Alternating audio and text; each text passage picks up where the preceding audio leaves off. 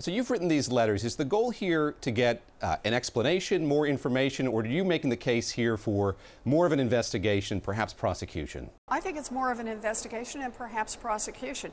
Statute of limitations on most of this is 10 years, and I think that means we need to see about holding people accountable. That's what this is all about, hold people accountable who broke the law. Your staff went through thousands of documents, you said, when they were released by the National Archives a few months ago. What's the sense that they have, that you have, of why these lines of inquiry weren't pursued further? You know, that's the part that's so frustrating. So the Financial Crisis Inquiry Commission holds hearings for months. They have people come in. And remember, this is a bipartisan inquiry commission, Republicans and Democrats. They have testimony, they dig through documents, they look at all kinds of financial records, and then they issue this huge report, and then they seal up the rest of what they've done. So the rest of us just don't know what has happened. And it's only afterwards, when the National Archives unseals, 5 years after it had all been put away, we start digging through their documents and find out that they had made referrals directly to the Department of Justice. And why? Because they thought that there was substantial evidence that federal laws had been broken. So I want to know what the heck happened. You know, this was not just, why didn't Department of Justice get out on its own and find this? The people who had done the most work, gathered the most evidence, bipartisan, had been charged by our government to do this, made referrals to the Department of Justice to investigate and prosecute individuals and large financial institutions, and nothing happened, basically. I'll read a line from your letter. You say, not every individual or company accused of a crime is guilty of that crime, and not every DOJ referral results in a conviction. So you acknowledge here that perhaps these could have been dead ends. Look, absolutely. I don't expect him to bat 100, or 1,000 here. I get that that not everybody will end up ultimately with enough evidence for a prosecution and a conviction. But nobody on that list even got so much as a public indictment here. I want to hear more information about what happened within the Department of Justice. You make a clever case here in your letter to the director of the FBI. You say there's precedent here because the FBI released so much information about its investigation into Hillary Clinton and her email server that they should be able to do the same thing for the investigations here. Should we understand from that you're comfortable with the precedent there, that you are satisfied that it was within the FBI's grounds to release the information that it did about Hillary Clinton's email server? Look, I look at it this way. You know, you've got to have a level playing field. And so the FBI for decades has taken the position that if there is no indictment, they're not going to release their notes from investigations and their documents, and they're not going to have a press conference about it, and they're not going to talk about it at hearings. Okay, I get that. They clearly changed that standard when they released all of the information about their investigation of Hillary Clinton, even though there was no indictment. He stood up and had a big, long press conference about it, and then went in and testified about it.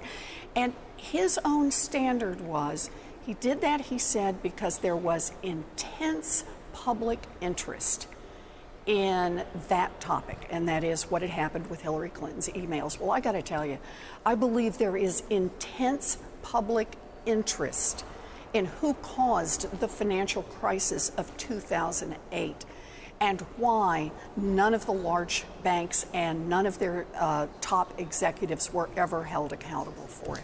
On the subject of executives being held to account, John Stump, the chairman, CEO of Wells Fargo, in the news right now. From what you understand of what happened at Wells, do you think it's appropriate for him to keep his job as the head of that company? You know, let's have a little personal responsibility here. And what troubles me about Wells Fargo right now is either he didn't know, in which case there was a massive long-term fraud on his watch. Does that mean this is just another bank that is too big to manage? Remember, this is one of the banks that could threaten our economy. This is one of the banks that just failed its living will test, meaning could it be wound down without taking out the rest of the American economy. Either that is the case, or it's the case that he actually did know what was going on. that he did have an idea that there were criminal activities within the bank. Either way, he needs to be held accountable for this, as does the rest of his senior management. And just to clarify there, that means step down as you see it? Look, you should not be able to keep your job and keep raking in the millions of dollars in bonuses. And in particular, look also at this woman who ran the entire, who ran the whole consumer division. The idea that she could be in charge of this division, get yearly bonuses based on how much fraud was occurring in her division, right? They called it cross-selling.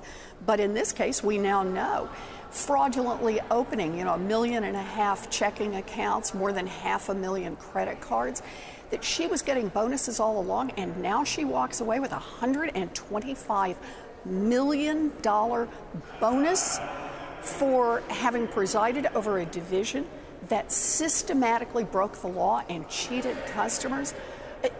This tells me that something is badly broken at that bank. It tells me that notwithstanding everything that we talked about following the crash of 2008, that the culture at this giant bank is still about profits, even if it means cheating people and breaking the law. That's bad for their customers. That's bad for the rest of the economy. Investors have called for clawbacks. Analysts have called for clawbacks. We haven't heard anything from Wells Fargo itself about those. In this case, do you think it's appropriate here that we should see some clawbacks? Absolutely. You mentioned the size of these banks. We have these big banks. You've made the case for breaking up big banks. In light of this story, what changes about your argument for breaking up big banks? I think the argument just gets stronger. The big banks have tried to say, no, we've changed. Now we know, they've changed. They're bigger than they were back in 2008 when they were too big to fail. This is just a very visible sign that the culture in the banks has not fundamentally changed, and that we need strong oversight of these banks. And it raises the very serious question, when a bank gets this big and poses this kind of threat to the economy, can it actually be managed? And will it be managed? Is management really committed? And boy, I'm not hearing that right now from Wells Fargo. You're scheduled to see John Stumpf on Tuesday. He's scheduled to testify before the Senate Banking Committee. Can you give us a bit of a preview what you might be interested in asking him on Tuesday? There's a lot that I want to ask him. Unfortunately, the limit is to 5 minutes. But I really do. I have a lot of questions about accountability. I have a lot of questions about how this bank has behaved. This isn't one blip on the screen. Everything was going great and then one bad actor. They fired more than 5,000 employees. They've had signs. There's actually been little pieces that have cropped up that this has been going on for years.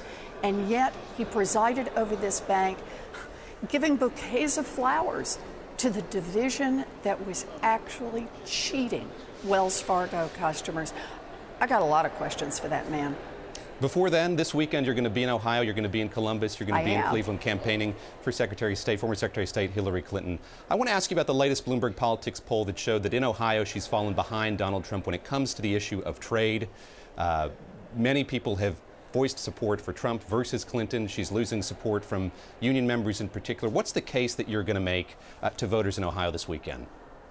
My case is that Hillary Clinton has run on a very progressive agenda and made not vague promises, but very clear commitments on trade, on the cost of college, on taxes, on getting the revenues from those at the top, on investing in infrastructure, on the things that are going to help rebuild an economy in Ohio and all across the country.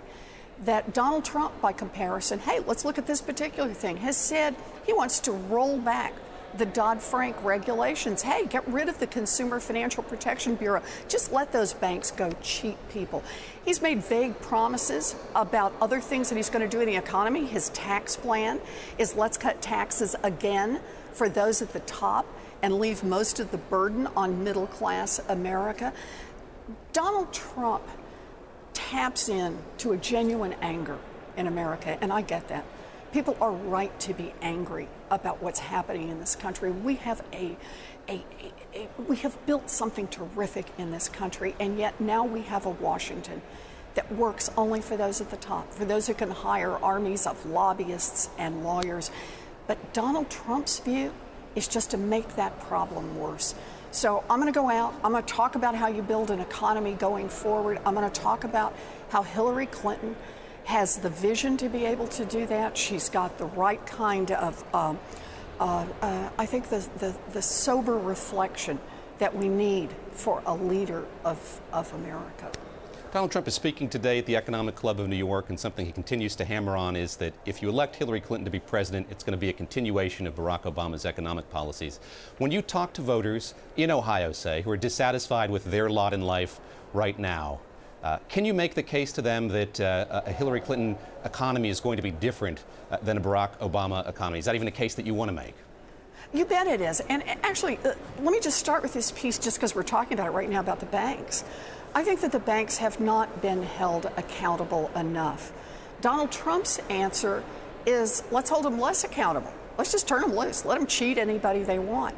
Hillary Clinton has said very explicitly that she's going to stop the revolving door between Wall Street and the federal government. So these guys don't get to run the big banks and then come in and run government to help the big banks for a while and then go right back to the big banks. That's important and that's specific. It's what she said she'll do. She says she's not going to repeal the financial regulations. She's going to strengthen the financial regulations. And she says if these big financial institutions continue to pose a threat to our economy and to our country, then she's willing to break them up. These are very different directions. Donald Trump certainly wants to take us in a different direction. He wants to go back to the days before 2008, say, let those banks do whatever they want to do. Hillary Clinton says, we need to ratchet down harder. We need more protection for the American people. And we could just keep running that through every part of this. She wants changes in taxes. He wants changes in taxes. He wants the people at the top to pay less. She wants the people at the top to pay more. Those are big differences between those two. And actually, and I'll do just one more, because I think it's important here, because it really goes to a question about transparency, which there's been a lot of talk about lately.